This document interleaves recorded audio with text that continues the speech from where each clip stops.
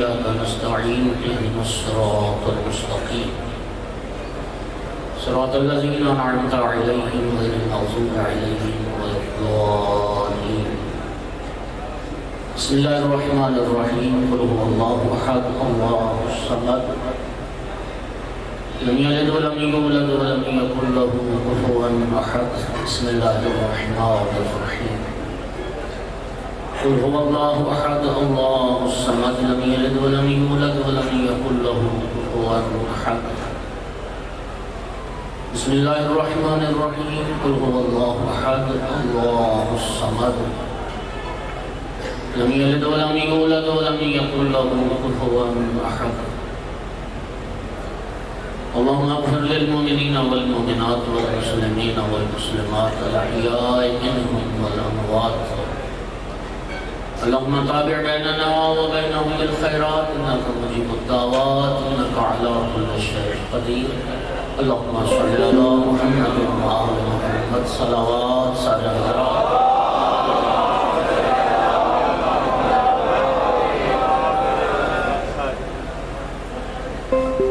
وارث اعزا یوسف زہرا امام صاحب العصر علیہ السلام کے ظہور میں تعجیل کے لیے بھی بلند تر صلوات.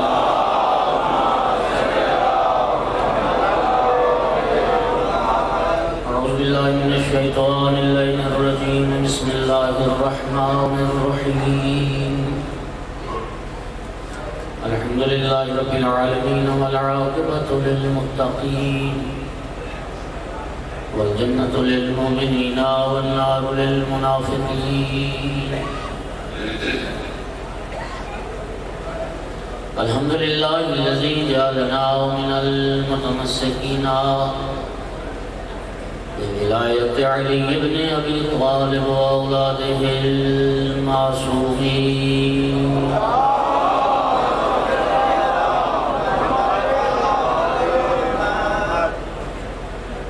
الحمد لله الذي جعلنا من الباقين على وصية الشهداء وأولاده وأصحابه المظلومين. الصلاة والسلام والتحية والإكرام على رسوله الكريم شفيع المذنبين وأنيس الغريبين ورحمة للعالمين. أعلن على عبد المؤيد الرسول المصدق المحمود الأحمد المصطفى الأمجد أبا القاسم محمد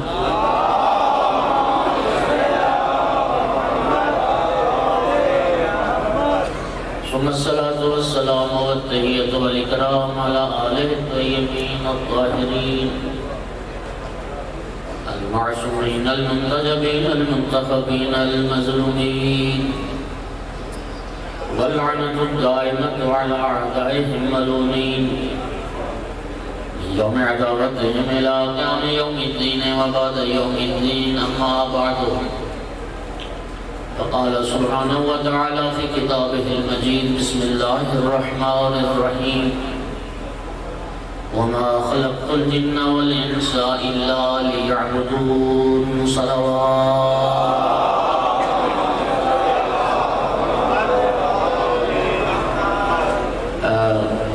اب یہ میرے بائیں طرف کافی ساری جگہ خالی پڑی ہے تو یہاں پہ زیادہ میرے خیال میں اچھے طریقے سے بیٹھ کے آپ سماعت فرما سکیں گے. یہ 10-15 دوست اٹھے زحمت نہ سمجھیں تکلیف کریں ادھر آ جائیں تاکہ بعد میں آنے والے مومنین ادھر بیٹھ جائیں گے. ایک صلوات سارے بلند آواز سے پڑھ آ جائیں. کچھ جوان ادھر آ جائیں. میرے لیفٹ پہ کافی ساری جگہ خالی پڑی. ایک صلوات اور بھی سارے بلند آواز.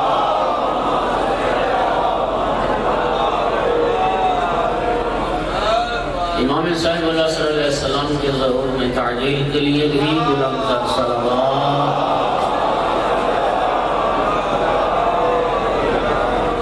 علماء اعلام اور راج اسلام کی توفیقات خیر میں اضافے اور صحت و سلامتی کے لیے بھی بلند تر صلوات.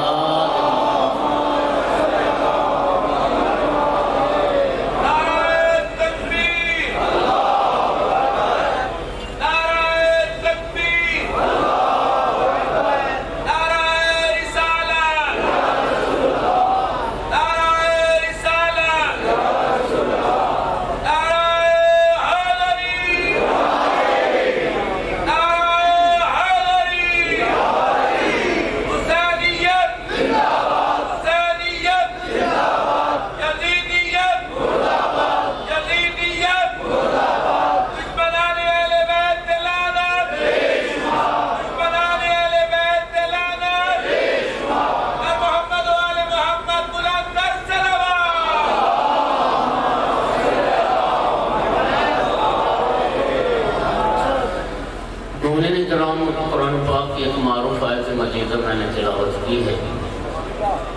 اور یہ وہ آیت جو اس حوالے سے بہت اہم ہے کہ جس میں اللہ رب العزت نے جن و بشر کی غرض خلقت کو بیان فرمایا ہے، اور یہ آیت آپ سب کو یاد ہے، وَمَا خَلَقْتُ الْجِنَّ وَالْإِنسَ إِلَّا لِيَعْبُدُونَ۔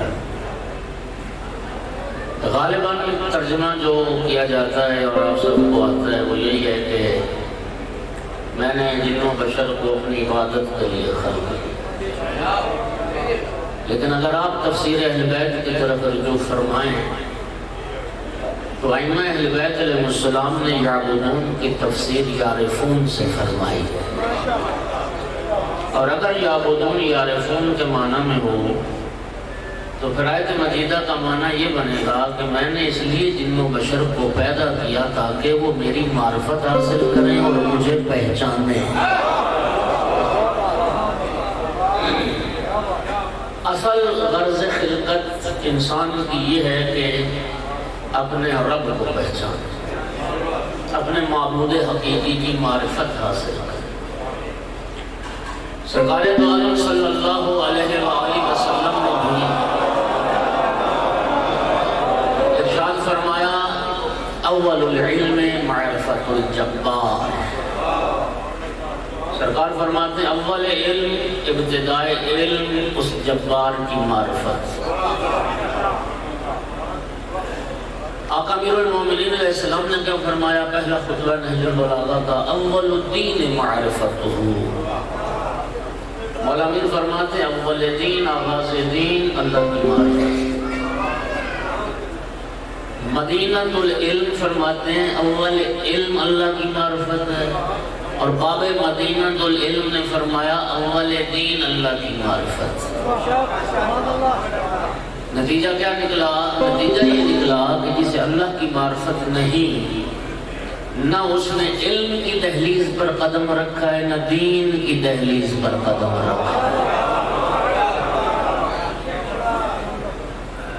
معرفت رب اور معرفت پروردگار ہی غرض خلقت ہے۔ امام صادق علیہ السلام نے ارشاد فرمایا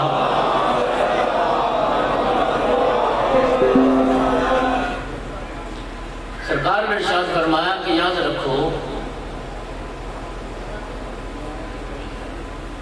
ممکن ہے تم میں سے کسی انسان کی نمازیں زیادہ ہو، کسی انسان کے روزے زیادہ ہو، کسی انسان کی تلاوت قرآن زیادہ ہو، کسی نے حج بہت کی، کسی نے عمرے اور زیارات بہت کی۔ امام علیہ السلام فرماتے یاد رکھو اللہ کے نزدیک جو معیار فضیلت ہے وہ معرفت ہے۔ کسی نے آ کے عرض کی ابن رسول اللہ فلان من دینہ فلان من دینہ قضا ومن فضلہ قضا، فلانا اتنا بڑا عبادت گزار، فلانا اتنی فضیلت والا۔ سرکار نے فرمایا افضلکم معرفتاً، تم میں افضل وہ ہے جو معرفت کے لحاظ سے افضل ہے۔ جس کی معرفت سب سے بلند ہے وہ انسان سب سے بلند۔ آپ حیران ہو جائیں گے، یاد رکھنا اللہ کی بارگاہ میں انسان کے اعمال کی قدر و قیمت کا معیار بھی معرفت کی بنیاد پر ہے۔ علماء کرام موجود ہیں، سرکار کی ذمہ داری سے حدیث پڑھ رہا ہوں کہ الجاہل المتعبد کا حمار الطہونہ۔ پرانے زمانے میں آپ کو یاد ہوگا، مجھے یاد ہے بچپن میں میری ایج کے جتنے لوگ بیٹھے بزرگ، گاؤں میں دیہاتوں میں آٹا پیسنے والی جو چکی ہوتی تھی، کیا کہتے ہیں اس کو اپنی زبان میں؟ خراس، خراس یا خراس۔ آج کل تو جدید زمانہ آ گیا، وہ بیل یا گدھا باندھ دیتے تھے، اس کی آنکھوں پہ پٹی باندھ دیتے تھے، وہ چکر لگاتا رہتا تھا، اور وہ ایک مشین ہوتی تھی آٹا پیسنے والی پرانے زمانے میں۔ نبی کریم نے ارشاد فرمایا، آقا کی حدیث ہے کہ جاہل عبادت گزار اس چکی کے گدھے کی مانند ہے جس کی آنکھوں میں پٹی باندھ دی گئی اور اس کا کام ہے چکر کاٹتے رہے۔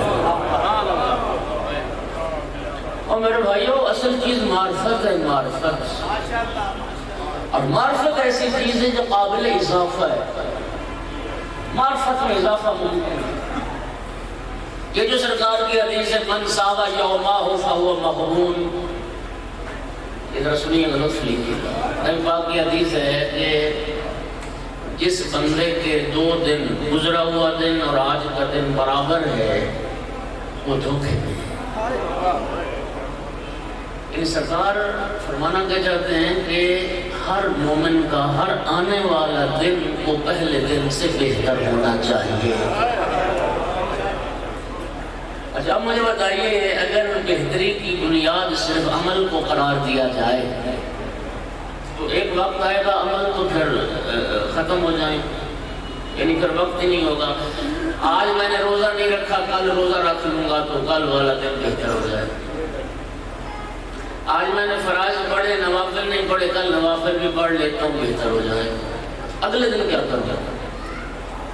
نماز شب پڑھ لوں گا، اگلے دن کیا کروں گا؟ صدقہ دوں گا، اگلے دن کیا کروں گا؟ تو ایک وقت آ جائے گا کہ پھر 24 گھنٹے تم عمل خیر میں نیکی میں گزار لو گے اور پھر اگلے والا دن کیسے بہتر کرو گے؟ صرف معرفت ایک چیز ایسی ہے کہ جس میں ہر روز اضافہ ہو سکتا ہے۔ اور انسان کے یاد رکھنا، یہ جو اعمال ہیں نا بندے کے اعمال، ان اعمال کی کوئی وزن نہیں، زیرو۔ اب حیران ہو جائیں کہ میں کیا کہتا ہوں، یہ جدید سائنس کیا کہتی ہے، یہ جو چیزوں میں وزن ہوتا ہے نا، وزن ایک کلو وزن ہے نا، یہاں پر 1 کلو وزن، آپ وہ جو کشش ثقل مرکز ہے گریوٹی کا قانون، اس سے آپ جتنے دور ہوتے جائیں گے تو وزن ختم ہوتا جائے گا۔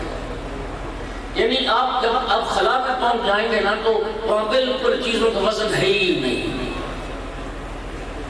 اور آپ جتنا گہرائی میں چلے جائیں گے اس کشش ثقل کے مرکز کی طرف سفر کریں گے، ممکن ہے وہاں پہ 1 کلو کی چیز 5 کلو کی ہو جائے گی۔ یہ بات پہنچی نا؟ تو میرے بھائی، عبادات کی قبولیت میں اور عبادات کے وزن کا جو مرکز ہے کشش ثقل ہے، اس کا نام ہے اللہ کی معرفت۔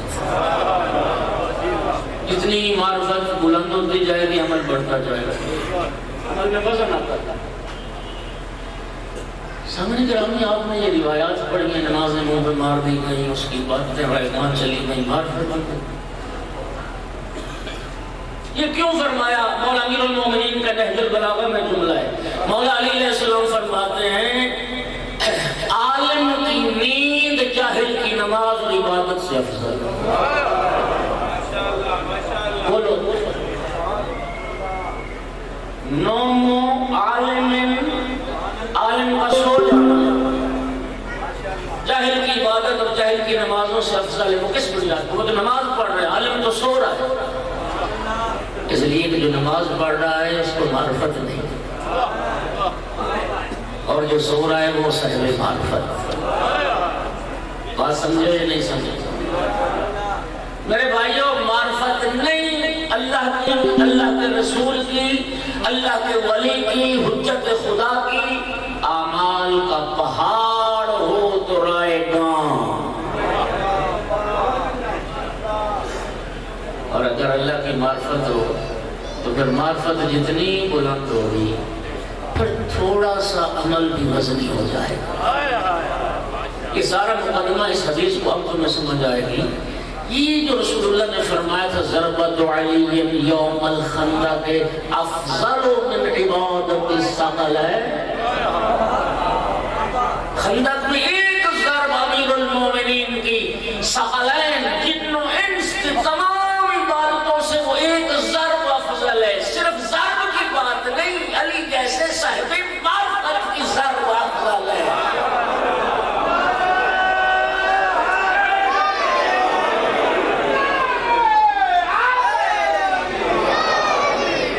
مولا علی علیہ السلام جیسے صاحب معرفت کی ضرب افضل ہے،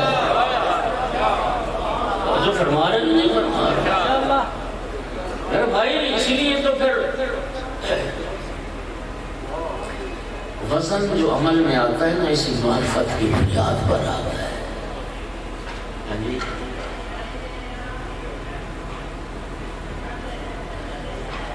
تو اصل چیز معرفت پروردگار. خداوند عالم نے، میں نے جو عرض کیا نا اس پہ حدیث قدسی ایک دلیل کے طور پہ لا رہا ہوں کہ انسان کی حرز خلقت پہ ہے. اور یہ حدیث قدسی سب کو یاد ہے. كنت كنزا مخفيا فأحببت أن أعرف فخلقت الخلق كي أعرف. اللہ رب العزت فرماتا ہے میں ایک خزانہ مخفی تھا، میں نے چاہا کہ میری معرفت کو پہچانو، میں نے اپنی معرفت کے لیے ایک مخلوق کو خلق کیا تاکہ میں پہچانا جاؤں. بات سمجھ آ رہی ہے نہیں آ رہی؟ نعرہ تکبیر، نعرہ رسالت، نعرہ حیدری، ننتر صلوات. اللہم صلی علی محمد. لنگر کھانے کے بعد نا ایک سستی آتی ہے بندے میں.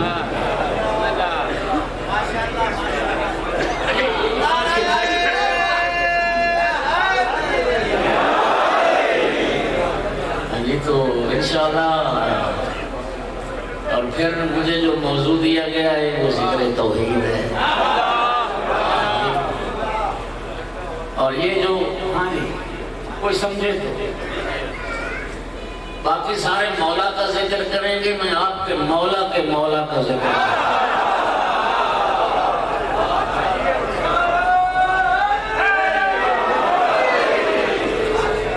تو سامعین گرامی، اللہ رب العزت فرماتا ہے کہ میں نے تھوڑا سا یہ لفظ معرفت کی تھوڑی تشریح کریں اور معرفت کے ایک دو درجے. ماشاءاللہ.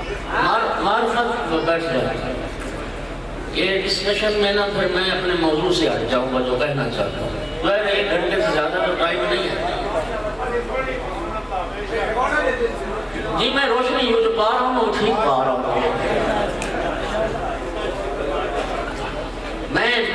میں آج عرض کرتا ہوں کہ رب کی معرفت میں اضافہ کیسے ہو سکتا ہے،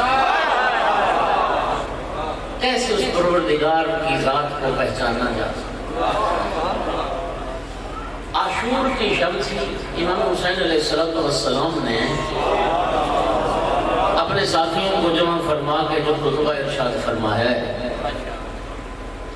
اس میں ایک منزل پر پہنچ کر امام حسین علیہ السلام کا یہ ارشاد ہے. ایک اقتباس سنا رہا ہوں. اپنے ساتھیوں کو جو خطاب کیا اور جن لفظوں سے خطاب کیا وہ کیا خوبصورت لفظ ہیں. یا بنی الکرام، اے شریف ذاتو، اے کریم لوگوں کی اولاد، ما خلق اللہ العباد الا لیعرفوہ. اللہ نے اس لیے بندوں کو خلق کیا تاکہ بندے رب کو پہچانیں. وَإِذَا عَرَفُوهُ عَبَدُوهُ. اور جب بندے رب کو پہچان لیں گے تو پھر اللہ کی عبادت بھی کریں گے. یہ آپ نے لطف نہیں لیا. او بھائیو، امام حسین علیہ السلام نے عبادت خدا کو نتیجہ معرفت خدا قرار دیا ہے. اللہ کی بارگاہ میں سر وہی جھکائے گا، اللہ کی بندگی وہی کرے گا جسے اللہ کی معرفت ہوگی. جسے معرفت رب نہ ہو وہ کیا جانے کہ سجدہ خالق کی لذت ہے.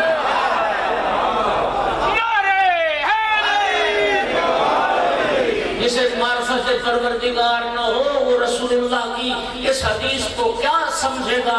تو سید الانبیاء فرماتے تھے قرۃ عینی فی الصلاۃ، یہ نماز میں محمد کی آنکھوں کی ٹھنڈک ہے. جسے معرفت رب نہ ہو امام حسین علیہ السلام کے اس جملے کو وہ کیا سمجھے گا. تو سالار شہیدان نے فرمایا تھا کربلا کے میدان میں میرا اللہ تو گواہ ہے، حسین عاشق ہے تیری نماز کا.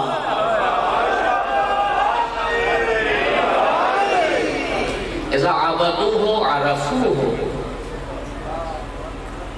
جی اذا عرفوه عبدوه. جب معرفت ہو جائے گی، اللہ کی معرفت ہو جائے گی تو پھر انسان اللہ کی عبادت نہیں کرے.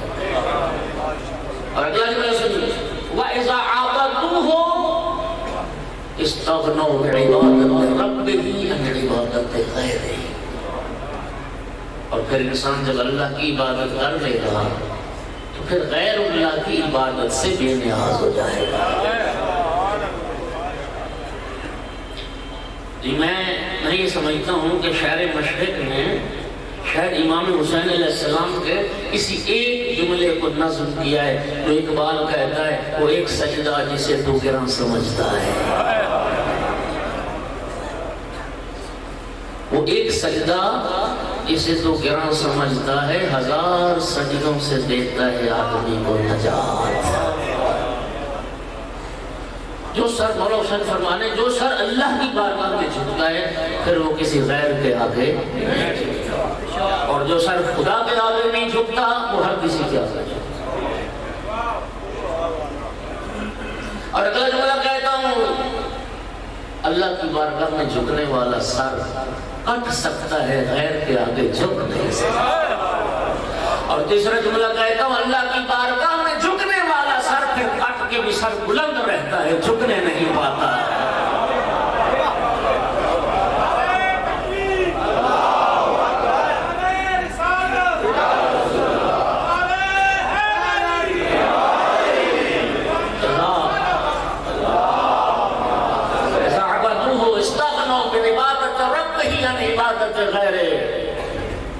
جب اللہ کی بندگی کر لے گا تو غیر اللہ کی بندگی سے، اللہ کی بندگی کا سب سے بڑا فائدہ ہی ہے. اور یہی استدلال تھا حضرت یوسف علیہ السلام جب زندان میں تھے تو پھر قیدی جو ساتھی تھے نا، قیدی جناب یوسف علیہ السلام ان قیدیوں کو درس توحید دے گئے اور ان قیدیوں کے سامنے استدلال کیا کیا حضرت یوسف علیہ السلام نے؟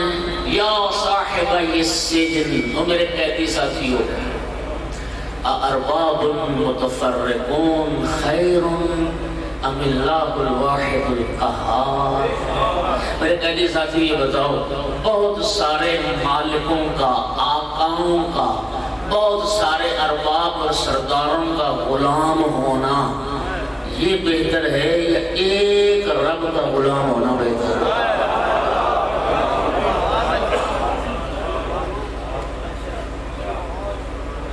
ایک وحدہ لا شریک کا افضل غلام ہونا بہتر ہے.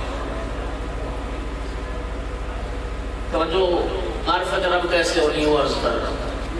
جب یہاں تک بیان پہنچا نا امام حسین علیہ السلام کا، اذا عبدوه واستغنوا بعبادت ربی عن عبادت غیرہ، اس وقت ایک جانثار اٹھا عرض کی، یا ابن رسول اللہ ما معرفت التوحید، فرزند رسول یہ معرفت توحید ممکن کیسے ہے؟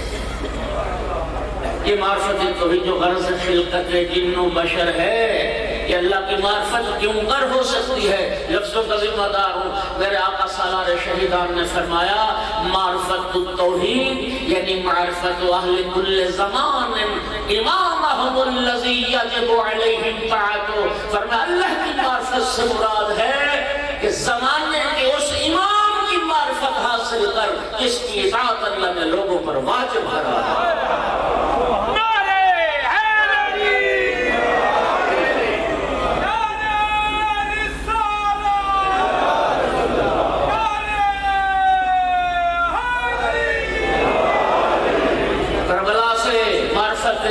خدا کا طریقہ کیا ملا؟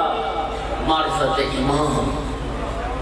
معرفت امام معرفت رب کا ذریعہ ہے. معرفت امام معرفت خدا کا ذریعہ ہے. اور یہ حدیث بہت معروف ہے، آپ نے ہزاروں بار سنی. یا علی، نص سری کی حیثیت رکھتی حدیث، یا علی من عرفک فقد عرفنی ومن عرفنی فقد عرف اللہ. یا علی جو تجھے پہچانے گا وہی مجھے پہچانے گا، اور جو مجھے پہچانے گا وہی اللہ کا. زیارت جامع کبیرہ جو معرفت امامت کا انسائکلوپیڈیا ہے، امام علی نقی علیہ السلام کی طرف سے شیعوں کے لیے میراث میں 2 چیزیں امام نقی علیہ السلام نے چھوڑی ہیں، جانتے ہیں آپ؟ ایک زیارت غدیر، ایک زیارت جامع کبیرہ. یہ امام علی نقی علیہ السلام کی میراث ہے جو شیعوں کے لیے چھوڑا. اور ہماری پھر محرومی دیکھیے، ہر امام نے کچھ نہ کچھ چھوڑا ہے اور ہمیں پتہ ہی نہیں ہے کہ امام علی نقی نے ہمارے لیے کیا چھوڑا. کامل ترین زیارت جس کی تاکید فرمائی گئی، ہر معصوم کی ولادت و شہادت پر، اور جس معصوم کی بارگاہ میں جائیں سب سے کامل و اکمل و افضل اشرف زیارت و زیارت جامع کبیرہ. اور ہمارے بزرگان نے بہت تاکید فرمائی. ہمارے ایسے ایسے علماء گزرے ہیں جو فرماتے ہیں ہر روز زیارت جامع کبیرہ پڑھو. اور میں شیعوں آپ سے التماس کروں گا، خدا کے لیے ایک بار ترجمے کے ساتھ ضرور پڑھو تاکہ تمہیں امامت کی معرفت بھی ہو جائے اور امامت کا دائرہ کار بھی معلوم ہو جائے اور امامت کی عظمت بھی معلوم ہو جائے. اس لیے کہ امام کو پہچانو گے جب کہ ولی خدا کی شان یہ ہے، تب پتہ چلے گا اللہ کی شان کیا ہے، اللہ کی معرفت. زیارت جامع کبیرہ میں ایک جملہ ہے، السلام علیکم، گھبرا نہیں رہے، السلام علیکم یا محال معرفت اللہ. اے آل رسول، جو معرفت خدا کا مقام ہے، جو معرفت خدا کے محل ہیں، جو معرفت خدا کی جگہ ہیں، آپ پر میرا سلام. محل معرفت پروردگار امام معصوم کی بات. اور اسی زیارت جامع کبیرہ کا جملہ ہے، من اراد اللہ بادہ بکم، جو خدا تک پہنچنا چاہتا ہے پہلے امام معصوم تک پہنچے. امام شناسی خدا شناسی کا ذکر ہے. اور حدیث قدسی میں رب کیا فرماتا ہے، میں ایک خزانہ مخفی تھا، میں نے ایک مخلوق کو پیدا کیا تاکہ میں پہچاننا چاہتا. اسی وجہ سے ایک بات واضح ہو گئی نا کہ اللہ رب العزت نے محمد و آل محمد علیہ السلام کو کیوں خلق فرمایا؟ تاکہ اللہ کی معرفت فرمائے، تاکہ اللہ کی وشیو. محمد و آل محمد علیہ السلام خود کو رب کہلوانے نہیں آئے، رب کو رب منوانے آئے.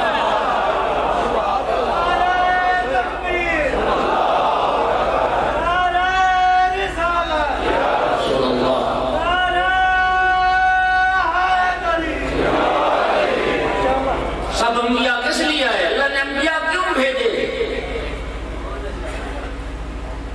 تاکہ اللہ کی معرفت کرو. قولوا لا الہ الا اللہ تفلحوا، قائل ہو جاؤ کہ اللہ کے سوا کوئی لائق عبادت نہیں ہے، فلک پا جاؤ. موحد بنو، توحید پرست بنو. اور یزدی اللہ کا تعارف کروا دیا.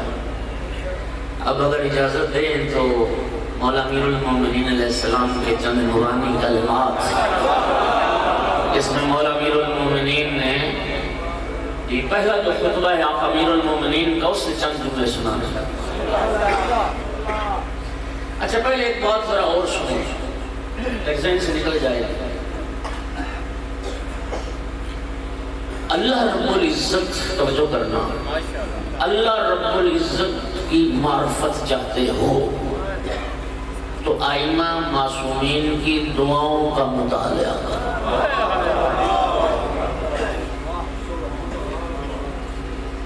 ہر بندہ ہر بات کا تو خیر قدردان ہی نہیں ہوتا، لیکن میں تو باب دانش دیکھ رہا ہوں. میں بڑا ناپ اور کڑی جملہ کہنے لگا ہوں. معرفت خدا میں اضافہ چاہتے ہو تو معرفت پروردگار میں اضافہ حدیث معصوم سے نہیں ہوگا، دعائے معصوم سے ہوگا.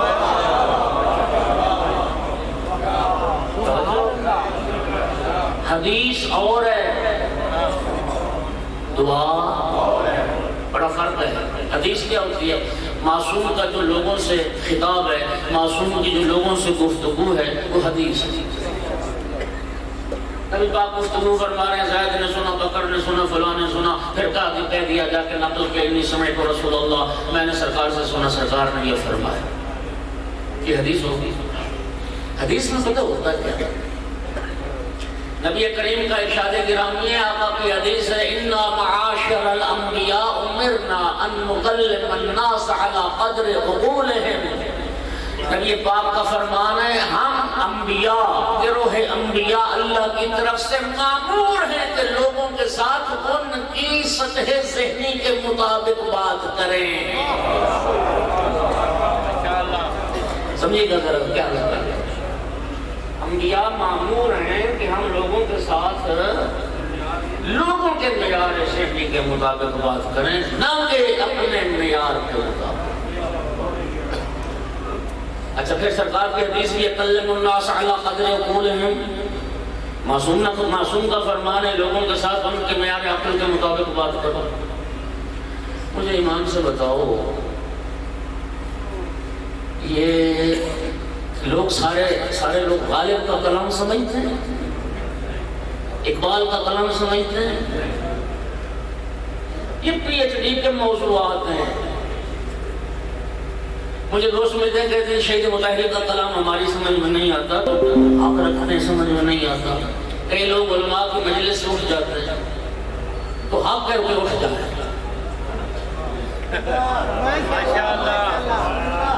ہاں میں ذمہ داری سے کہہ رہا ہوں، اس لیے کہ ہر بندے کی ہر بات ہر بندہ نہیں سمجھ سکتا۔ جو راگ و رنگ کا رسیہ ہے وہ معارف کو کیا سمجھے گا؟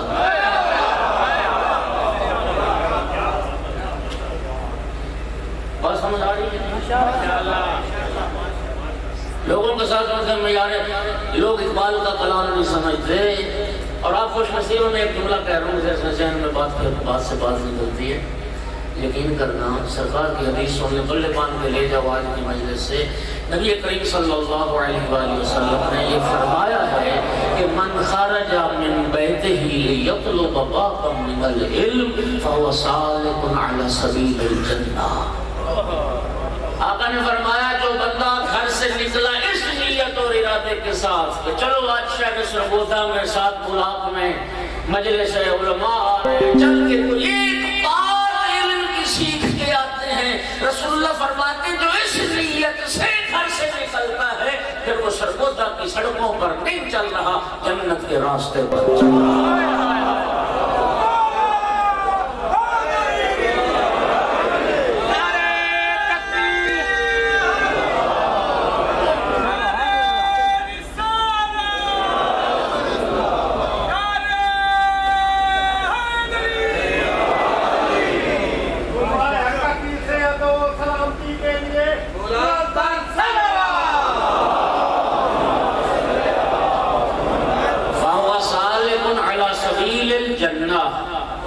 جنت کے راستے، علم کا راستہ ہی جنت کا راستہ ہے۔ تو پھر بھائیو، جب اقبال غالب نبی تو امام تو نہیں ہے، وہ انسان ہی تھے نا، ان کی جب بات ہر بندہ نہیں سمجھ سکتا تو وہ ہستیاں جو عقل کل ہیں اور کل عقل ہیں، وہ ہستیاں جو علم کل ہیں اور کل علم ہیں، ان کی بات کو کون سمجھے؟ اگر وہ اپنے معیار عقل کے مطابق بات کرتے تو کون سمجھتا؟ اب مولا امیر المومنین کا جملہ سنیے، اس لیے مولا امیر المومنین علیہ السلام نے فرمایا ما کلم رسول اللہ العبادہ بکنہ عقلہ قط۔ مولا علی فرماتے ہیں رسول اللہ نے اپنی ساری زندگی میں اپنے معیار عقل کے مطابق کسی سے بات ہی نہیں۔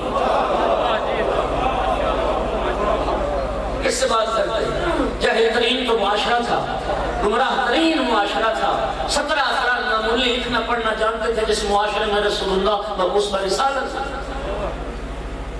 عقل کل کیا بات کرتے، کیا سمجھاتے رسول اللہ ان کو؟ قرآن پڑھیں، قرآن کہتے ہیں۔ سرکار کی سیرت میں تین مرتبہ احکام الہی جو آتے تھے، آیات نازل ہوتی تھی، تین بار بلند آواز سے رسول اللہ وہ احکام الہی پہنچاتے تھے۔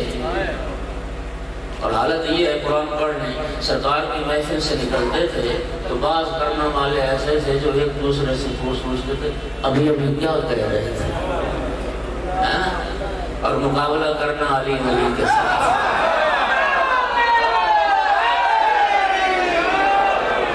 ابن عبد الحدید المعتزلی عالم اہل سنت نے نہج البلاغہ کی شرح میں یہ لکھا ہے، کہتے ہیں کہ جیسے معرفت بھرے خطبات توحید کے باب میں مولا امیر المومنین علی ابن ابی طالب علیہ السلام سے صادر ہوئے ہیں، کسی صحابی کے بس کی بات ہی نہیں تھی کہ ایسا معرفت بھرا خطبہ دے سکے۔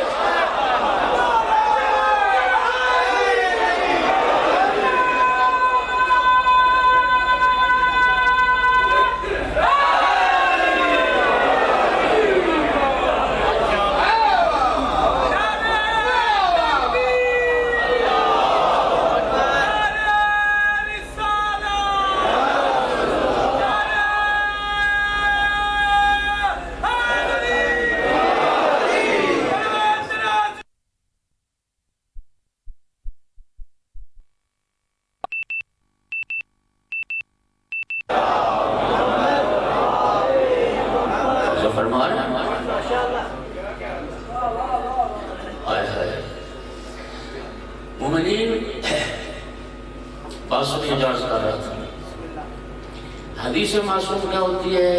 لوگوں سے جو معصوم گفتگو کرتے ہیں، اور لوگوں سے جو گفتگو کرتے ہیں وہ لوگوں کے معیار عقل کے مطابق کرتے ہیں۔ لیکن دعائے معصوم میں کیا ہوتا ہے؟ دعا میں معصوم کا جو مخاطب ہے وہ انسان نہیں ہے، وہ ذات مطلق ہے، وہ ذات وحدت ہے، وہ کمال مطلق، وہ جمال مطلق۔ اور معصوم جب رب سے گفتگو کرتا ہے اس کی عظمتوں کا ادراک کرتے ہوئے اللہ سے گفتگو کرتا ہے۔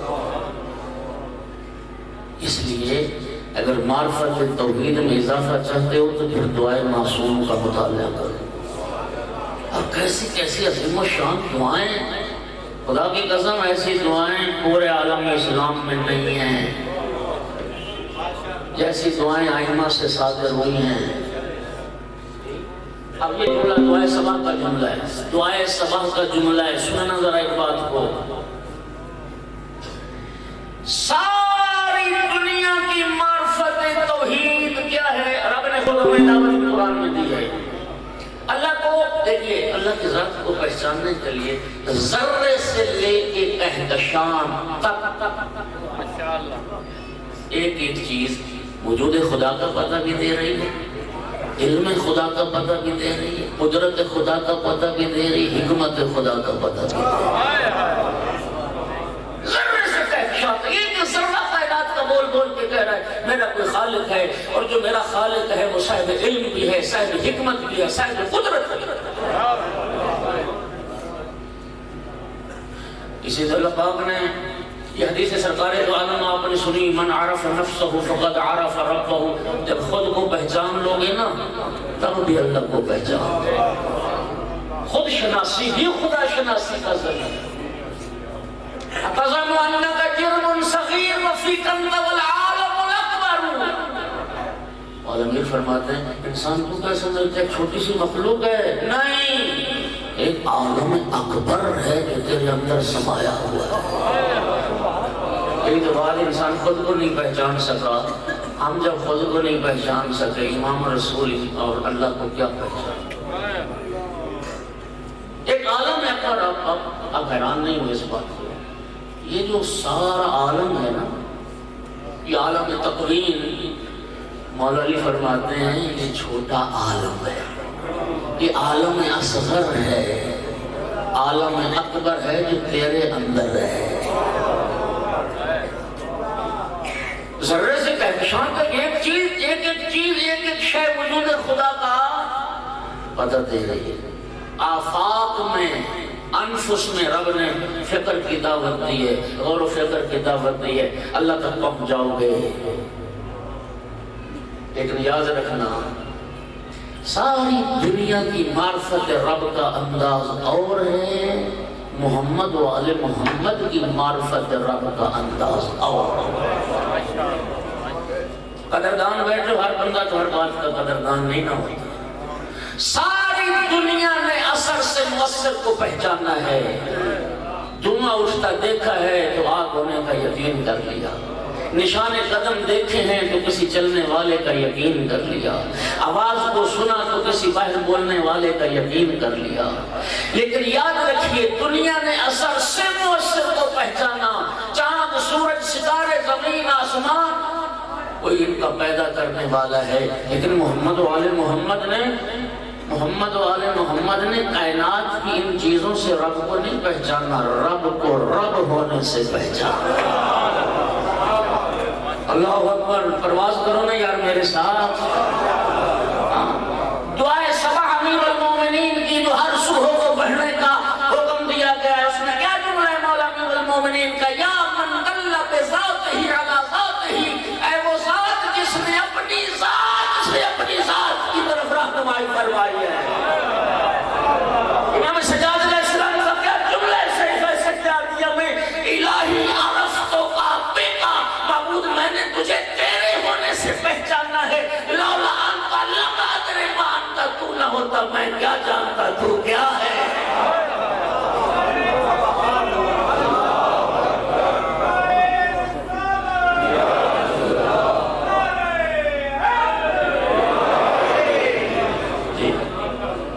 اور پھر دعائے عرفہ، معرفت توحید کا سمندر، بحر بے قرار، بحر نہ اس کا کنارہ نہ ملے۔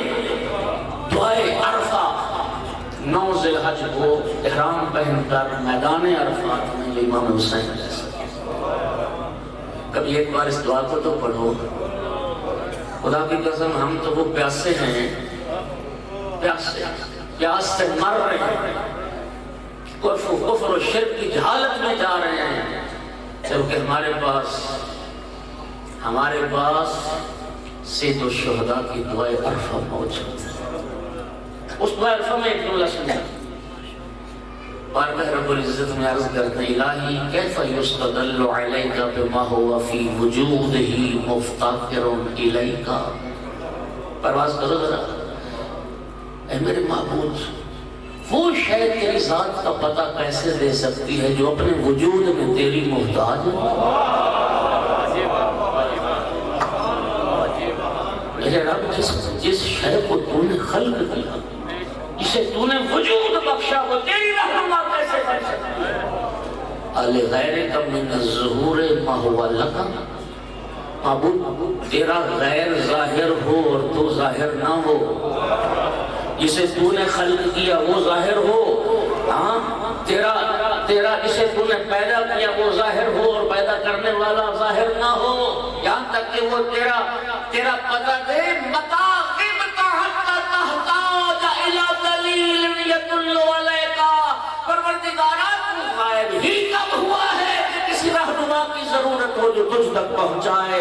اور جملہ سننا آمیت عین لا تراک، اندھی ہو جائے وہ آنکھیں، اندھی ہو جائے وہ آنکھیں میرا اللہ جو تیرا دیدار نہ کر سکے۔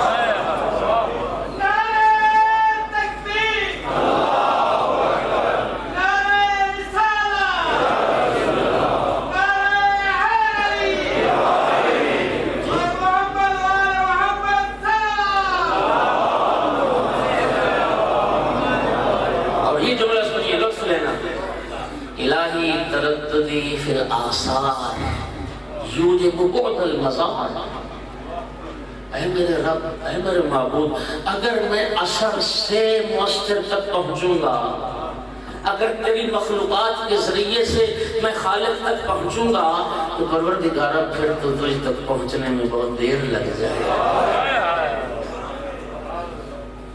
پھر تجھ تک پہنچنے میں بہت دیر لگ جائے گا۔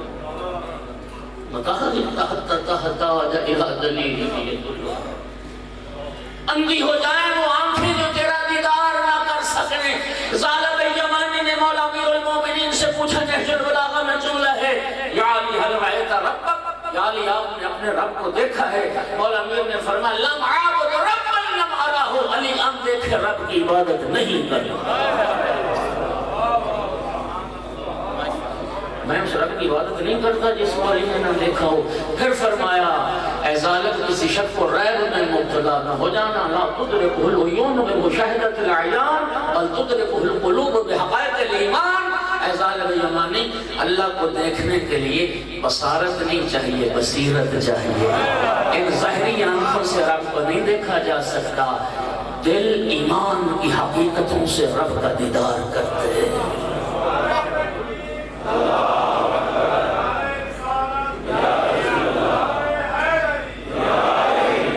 آپ کے نعرے کا جواب تھکا تھکا ہے، بس چھوڑنے لگے۔ تکبیر، نعرہ رسالت، نعرہ حیدری۔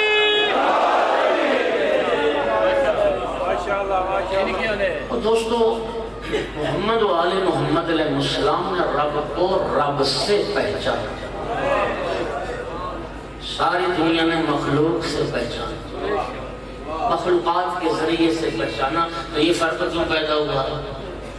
یہ فرق اس لیے پیدا ہوا کہ جو خلقت کائنات کے بعد خلق ہوئے، انہوں نے مخلوق سے خالق کو پہچانا، اور کائنات جن کے صدقے میں خلق ہوئی،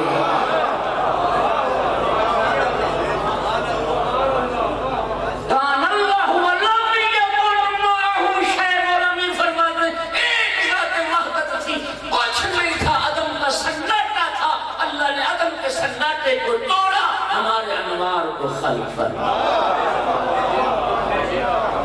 تو میرے بھائی، جو ساری کائنات جن کے صدقے میں بنی ہو، انہوں نے کائنات کے ذریعے سے نہیں، رب کو رب ہونے سے پہچانا۔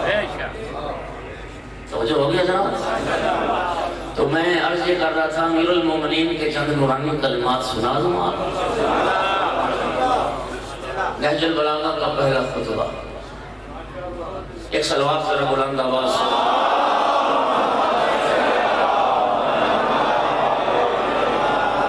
من اشار الیہ فقد حدہ ومن حدہ فقد عدہ۔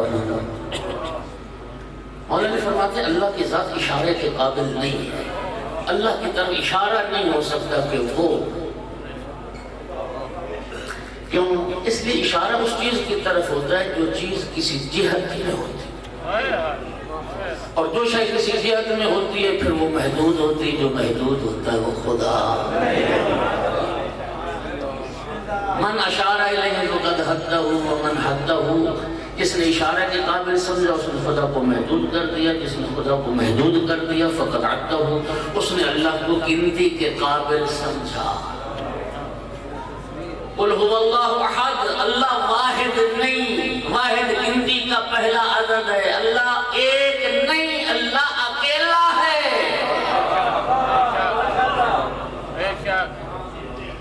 تو واحد نہیں، وہ احد ہے، وہ یکتا ہے۔ من قال علامہ، من قال فیما فقد ضمنہ، جس نے کہا خدا کس میں ہے تو پھر اس نے اللہ کو کسی چیز کے ضمن میں فرض کر لیا، پھر وہ شے بڑی ہو گئی نا جس میں خدا سما گیا۔ ومن قال علامہ فقد اخل منہ، جس نے کہا خدا کس پر ہے، پھر اس نے نیچے والا، اگر خدا کو کسی تخت پر کرسی پر بٹھاؤ گے تو پھر نیچے والا علاقہ وجود خدا سے خالی ماننا پڑے گا۔ ویسیو اللہ کی قسم کسی مسلک میں فرقے میں ایسا عقیدہ توحید نہیں ہے۔ ہمارا آپ کا عقیدہ توحید، ہم نے عقیدہ توحید لیا ہی ان ہستیوں سے ہے جو آئی ہی اللہ کا تعارف کروانے۔ اور بھائیوں، اور جن کا خدا کرسی میں سما جائے، ہمارا خدا وہ ہے واسع کرسی السماوات، جس کی کرسی عرض و سما پر آئی۔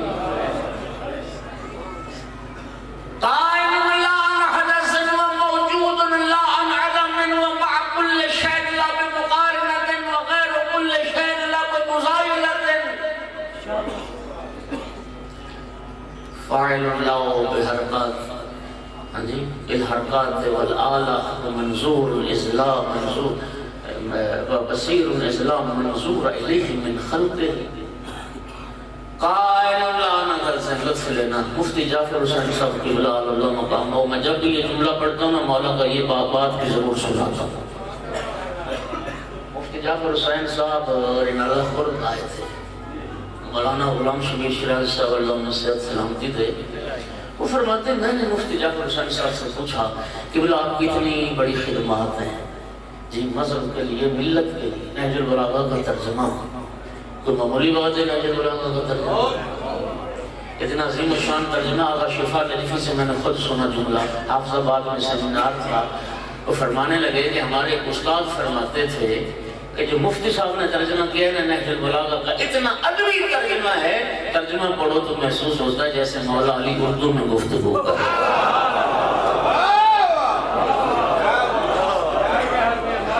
نہج البلاغہ کا ترجمہ، صحیفہ سجادیہ کا ترجمہ، سیرت امیر المومنین جیسی نابغہ روزگار کتاب، مدرسے قائم کیے، شاگرد پیدا کیے، قیادت فرمائی. جی تو آپ کی اتنی خدمات ہیں، تو ایسی خدمت جس پہ آپ کو فخر ہو. مفتی صاحب فرمانے لگے کہ مجھے نا کسی بات پر فخر نہیں، اللہ قبول فرما دے، لیکن ایک جملہ مولا امیر المومنین علیہ السلام کا نہج البلاغہ میں صرف ایک جملہ جس کے ترجمہ کرنے پر مجھے فخر ہے. آپ اردو دان حضرات بیٹھے ہو کتنا لطف لیتے ہو، پھر ہر بندہ تو لطف لیتا ہی نہیں. وہ یہ جملہ مولا علی کا قائم لا انہد سن، ترجمہ کیا کیا؟ وہ ہے ہوا نہیں.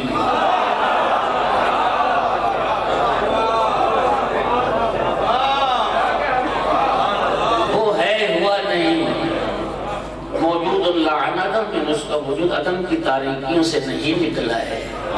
ما کل شیء لا بمقارنۃ، وہ ہر کسی کے ساتھ ہے لیکن ایسے ساتھ نہیں جیسے بدن بدن کے ساتھ ہے. بغیر کل شیء لا بمزاینۃ، وہ ہر کسی سے جدا ہے لیکن ایسے جدا نہیں جیسے بدن بدن سے جدا ہے.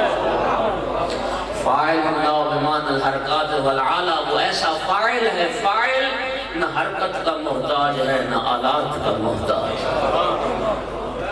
بصیر اذ منظور الیہ من خلقہ، مولا علی فرماتے ہیں وہ اس وقت بھی دیکھنے والا تھا جب دکھائی دینے والی کوئی شے ہی نہیں تھی.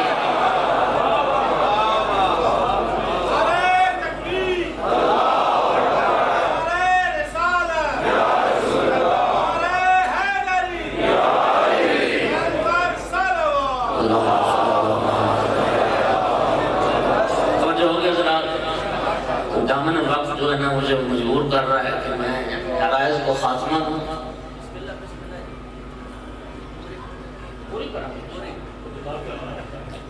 ایسا خوبصورت اجتماع تو ہر جگہ نہیں نہ ملتا. آمین. یہ ماشاءاللہ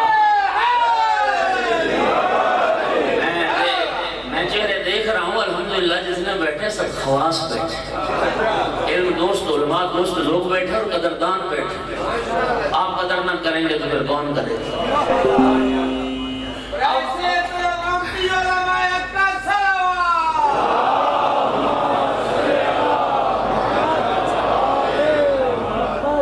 سمجھو گے ذرا؟ اب کچھ حدیث سنی اور کچھ آیات سنانی. امیر المومنین علی ابن ابی طالب علیہ السلام نے ارشاد فرمایا ایاکم والغلو فینا، ہمارے بارے میں غلو کرنے سے بچنا، غالی نہ بننا. ایک بات اور سن لو، نہج البلاغہ میں مولا امیر المومنین کا جملہ کلمات قصار میں حلق فی رجلان، مولا علی فرماتے ہیں دو طرح کے لوگ میرے بارے میں ہلاک ہو جائیں گے. ہو گئے ہلاک، ہو جائیں گے نہیں، ہو گئے ہلاک. محب قال و مبغض قال. دوسری کتاب میں ایک جملہ اضافہ ہے، فرماتے ہیں کہ حلق فی رجلان ولا ذنب لی، دو طرح کے لوگ میرے بارے میں ہلاک ہو جائیں گے اور اس میں میرا کوئی قصور نہیں ہے. محب قال و مبغض قال، غلو کرنے والا محب تو ہمیں ہمارے مقام سے بڑھا دے، اور دشمنی کرنے والا دشمن جو ہمیں اپنے مقام سے گھٹا دے. مولا علی کے فرمان کا اس ترجمہ میں یوں کرتا ہوں بڑے سادہ انداز میں. مولا علی فرماتے ہیں غالی بھی لعنتی ہے، مقصر بھی لعنتی ہے. نہ غالی بننا نہ مقصر بننا. طریق شیعہ بنانا. مولا امیر المومنین علیہ السلام کا ارشاد گرامی کیا فرمایا جناب امیر نے؟ فرماتے ہیں غلو نہ کرنا، غلو نہ کرنا، قولو انا عبید مربوبون، ہم رب نہیں ہیں، ہم رب کے بندے ہیں. ہم رب نہیں ہیں، ہم رب کے بندے ہیں. رب نہ کہنا ہمیں. اور دوسری حدیث میں ارشاد فرمایا وَقُولُوا فِي فَضْلِنَا مَا شِئْتُمْ، ہمارے فضائل نکال کے پڑھو، دنیا کو ہمارے فضائل سناؤ، ہمیں رب نہ کہنا.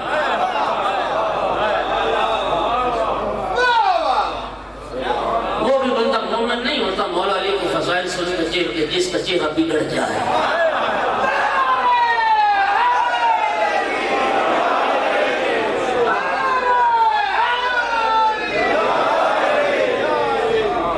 کئی بندوں کو فضائل امیر المومنین نعرہ تکبیر، وہ بھی اپنی سروس کروائیں. نعرہ رسالت، نعرہ حیدری. فضائل امیر المومنین، خدا کی قسم فضائل امیر المومنین سن کے یہ علماء کرام نے شریف فرمائے. ایک نا بڑی مفصل طولانی حدیث ہے، القطرہ میں بھی سید احمد مستنبت نے ذکر کی ہے. تو حضرت ابو ذر تشریف فرماتے ہیں، حضرت ابو ذر کے سامنے سرکار نے مولا امیر کے فضائل پڑھنا شروع کی. ایک جملہ رسول اللہ فرماتے ابو ذر کرتے یا رسول اللہ لقد ملأت قلبی فرحا وسرورا، یا رسول اللہ آپ نے میرا دل خوشی سے بھر دیا. زدنی یا رسول اللہ، بس نہ کریں اور علی کے فضائل.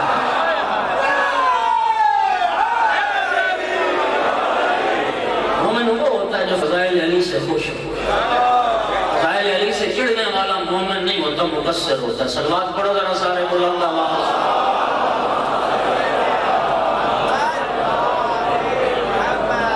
امام صادق علیہ السلام نے فرمایا احذروا علی شبابکم الغلات، اپنے نوجوانوں کو غالیوں سے بچاؤ. لا یفسدونہم، کہ ایسا نہ ہو کہ غالی تمہارے جوانوں کو خراب کر دیں اور فاسد اور برباد کر دیں. فإن الغلات، امام صادق علیہ السلام، ان الغلات شر خلق اللہ. اللہ اکبر. امام صادق علیہ السلام فرماتے ہیں اللہ کی بدترین مخلوق یہ غالی ہیں. اللہ کی بدترین مخلوق یہ غالی ہیں. یصغرون عظمت اللہ، یہ غالی اللہ کی عظمت کو گھٹاتے ہیں.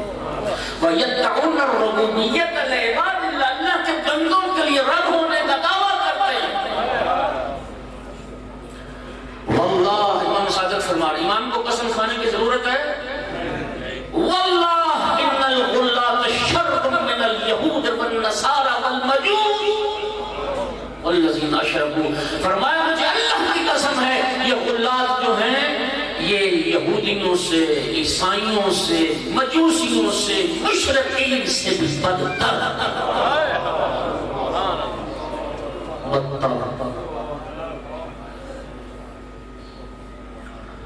اللہ ایک صلوات پڑھو ذرا سارے حضرات.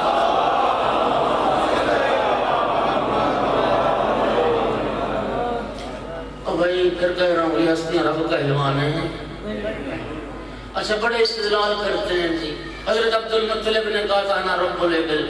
اور بھائی عربی میں رب کئی معنوں میں آتا ہے. عربی میں رب کا ایک معنی مالک ہے. یہ کیا معنی ہے؟ مالک کو رب کہتے ہیں. تمہاری زبان عربی ہے؟ بولو. تو جب عربی تمہاری زبان ہی نہیں تو پھر تمہیں کہاں سے جواز ملتا ہے کہ آل رسول کے لیے رب کا لفظ استعمال کرو؟ بھائی عرب جانتے ہیں کہ اس کو کہاں استعمال کرتا ہوں. تو زبان عربی تم نے اپنی زبان میں اگر کوئی لفظ استعمال کرو گے تو مالک کہو گے نا. نہیں سمجھے بات؟ محمد والے محمد نماز پڑھتے تھے رکوع سجود کرتے تھے. سبحان ربی الاعلی و بحمدہ، تسبیح پڑھتے تھے. تو پھر کیا ہو گیا تمہیں؟ وہ رب کون ہے؟ ہاں جی 14 معصوم رکوع اور سجود میں جس کا رب ہونے کی گواہی دے.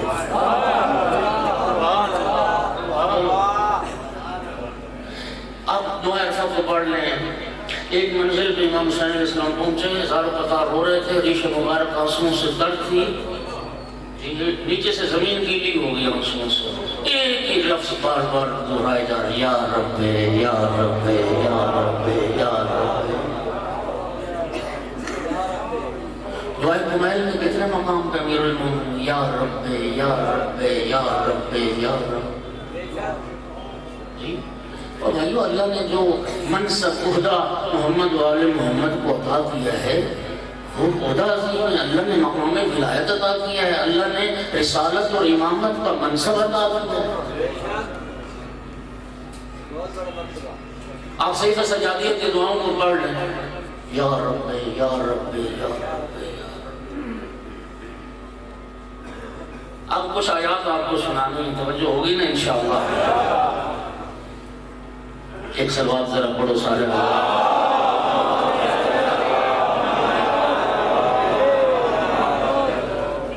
اللہ کے سوا توجہ کرنا کوئی رازق نہیں, اللہ کے سوا کوئی خالق نہیں, اللہ کے سوا کوئی ماں کے فکر میں تصویریں بنانے والا نہیں, اللہ کے سوا کوئی رزق تقسیم کرنے والا نہیں.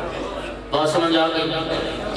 اب ایک جملہ مولا امیر المومنین کا نہج البلاغہ سے سن لو, پھر میں چند آیات پڑھتا ہوں. فَإِنَّمَا مولا امیر المومنین کا نہج البلاغہ میں سن لو. فَإِنَّمَا أَنَا وَأَنْتُمْ عَبِيدُونَ مَمْلُوكُونَ لِرَبٍّ لَا رَبَّ غَيْرُهُ. امیر المومنین خطبہ دے رہے ہیں, لوگوں سے فرما رہے ہیں, لوگوں میں اور تم دونوں اللہ کے عبد ہیں, بندے ہیں, مملوک ہیں. اللہ ہمارا مالک ہے, ہم اس رب کے مملوک ہیں, اور اس اللہ کے سوا کوئی اور رب نہیں. اس اللہ کے سوا کوئی رب نہیں. ایک آیت سن لو, قل اغیر اللہ ابغی ربا وہو رب کل شیء. محبوب کہہ دو, محبوب کہہ دو, اللہ کو چھوڑ کے کسی اور کو رب بناؤں؟ اللہ ہی تو ہے جو ہر شے کا رب ہے. قل اعوذ برب الناس, تمام انسانوں کا رب ہے. قل اعوذ برب الفلق وہو رب کل شیء رب المشارق والمغارب. اچھا اب چند آیات سنیں. اللہ کے سوا کوئی اور رازق نہیں ہے. أي من دابة لا تحمل رزقها الله يرزقها وإياكم. اللہ کا قرآن مجید میں ارشاد فرما رہا ہے, سورہ عنکبوت ہے. اللہ پاک فرماتا ہے کہ زمین پر چلنے والے جتنے زیرو ہیں کوئی بھی اپنا رزق ساتھ لے کے نہیں چلتا. اللہ یرزقها, اللہ سب کو رزق دیتا ہے. وَإِيَّاكُمْ, اللہ تمہیں بھی رزق دیتا ہے. اب مجھے ایمان سے بتائیں, یہ تو اچھا ہو گیا کہ آئمہ سے کسی نے پوچھ لیا, امام صادق علیہ السلام سے پوچھ لیا. اب مصیبت یہ ہے کہ قرآن کے مقابلے میں کوئی حدیث لاؤ تو جھوٹی.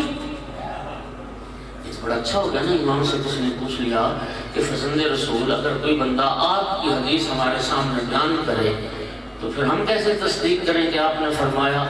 امام نے فرمایا قرآن کے ساتھ ملا کے دیکھ لیں, قرآن کی تائید میں ہو تو ہمارا حکم سمجھ کے قبول کر لینا, قرآن کے خلاف ہو تو دیوار پہ دے مارے. پھر دوسرے مقام پہ ارشاد پروردگار سورہ اسراء میں لا تقتلوا اولادکم خشیۃ املاق, بھوک کے خوف سے اپنی اولاد کو قتل نہ کرنا.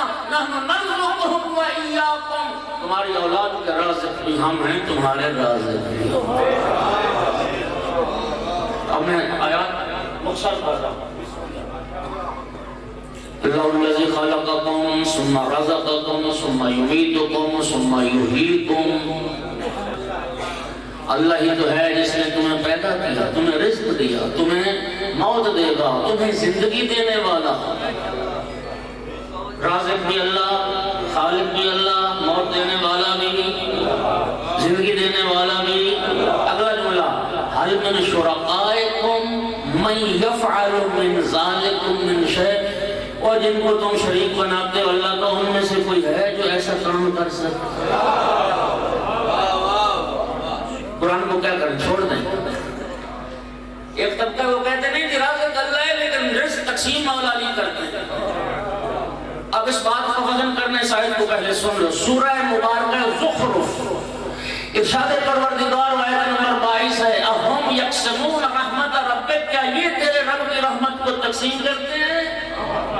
نحن قسمنا بینہم معیشتہم فی الحیات الدنیا. اللہ فرماتا ہے ہم نے لوگوں کے درمیان اس دنیا میں لوگوں کی روزی ہم نے تقسیم کی ہے. رازق بھی اللہ اور رزق تقسیم کرنے والا بھی اللہ. اچھا اب وہ جو ایک نظریہ ہے تمام کے شکموں میں اللہ الذی جعل لکم الارض قرارا والسماء بناء وصورکم فاحسن صورکم. اللہ ہی ہے جس نے تمہاری تصویریں بنائی ہیں اور کیا خوبصورت تصویریں بنائی ہیں. سورہ آل عمران میں بھرتی ہے سورہ هو الذی یصورکم فی الارحام کیف یشاء.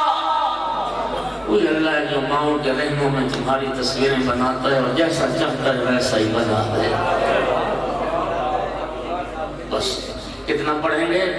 خدا عالم ہمیں اس عقیدہ توحید پر سرکار کے حدیث من قال لا الہ الا اللہ ثم مات دخل الجنہ.